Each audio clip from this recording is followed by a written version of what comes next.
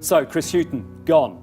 If reports are to be believed, Tim Sherwood, almost gone. But he released a statement this afternoon saying it's business as usual with Spurs. In the last hour, though, Spurs themselves released a statement which said they will review the situation at the end of the season. Until then, it is all speculation, Gary. What do you make of the situation at White Hart Lane? Well, it seems a strange day for it to all come out. Day of a game, not quite sure who that suits. If you look at the actual season, Andreas Villas-Boas and Tim Sherwood have both had equal games. They've both probably given equal performances, barring a point.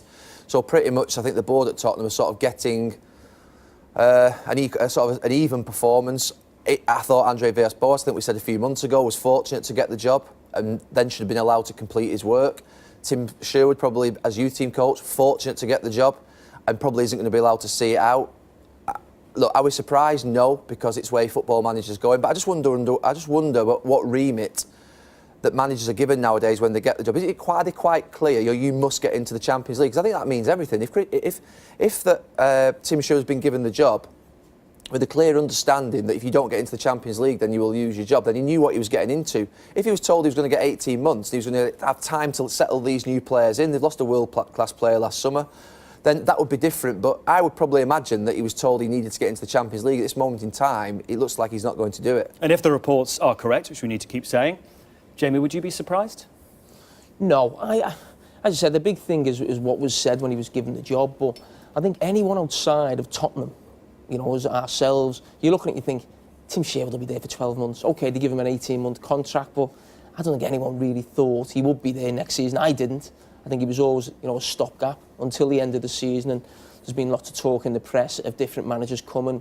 I think Tim Sherwood has publicly said he's been unhappy with that, but you can maybe be unhappy with Daniel Levy or Baldini in the background, but to be fair to those people also, they've given him a job in terms of at the top level. How many managers' first job is at a club like Tottenham Hotspur trying to get into the Champions League? So he has been given a good job.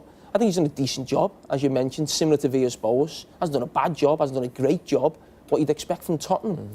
And when you hear people getting frustrated at Tottenham, talking about Champions League, Tottenham are where you'd always expect Tottenham to be. When I was a kid, when I was playing against them, top six. Even having spent all that money? Yeah, but people were talking about, spending this money, and then just even talk at the start of the season of going for a title or maybe even challenging. And I was trying not to be disrespectful to Tottenham here, but I never think of Tottenham as that type of team. Historically, it's such a long time since they were successful. If they get in the top four, I think it is a great season for them. I don't think they're going to do it this season. Harry Redknapp's the only one who's done it of late. So they are where you'd always expect Tottenham to be, challenging the top four, but probably not quite getting in there. And you say the fans unhappy, Gary. Who should they be unhappy with then? The manager, or do they go up to the owner, the chairman, Daniel Levy, director of football? The only people responsible at football club has got to be the owner. They employ everybody underneath them. So, Levy at the start of the season was hailed as some sort of genius, the way in which he held off on the sale of Bale and got, I don't know how much, 100 million for him. He got his players in first, did his business well. To be fair, when the players were all sort of lined up there, I was never quite sure. It looked like a blancmange to me. I couldn't quite work out what they'd signed. It just looked like a lot of number 10s, few on the wide. Players that I didn't know, players that you think are going to be 12 months needed to settle into the Premier League. I think the person who picks up the job next season will get a better Paulinho, they'll get a better Lamela, they'll get a better Eriksen. Capue's been in and out, so I think they're going to get a better service out of those players next season, because we've seen before it takes some time for players to settle into the Premier League. So the idea that they were going to sort of replace Gareth Bale, who was part of a very settled team for a couple of years with Tottenham, and then all of a sudden sort of stick 6 players in and think they were all just going to settle in. That's why I think Villas-Boas should have been given till the end of the season, just to sort of work with those, continue with those players. Baldini's dumped a load of players on him. So I would imagine at the moment there's a lot of blame game going on. Baldini will be blaming Sherwood and Villas-Boas, saying that basically they're not getting the best out of these fantastic players that have signed. Levy will be stuck there in the middle, taking either side between his head coach or his sporting director. And to be fair, that's where I think you've got confusion, and that's what looks like it's happening at the moment. And we'll come to Norwich in a second and Chris Hughton, but the fact is it hasn't been a great 24 hours, this, for British managers. No, I don't think it has. I don't think that...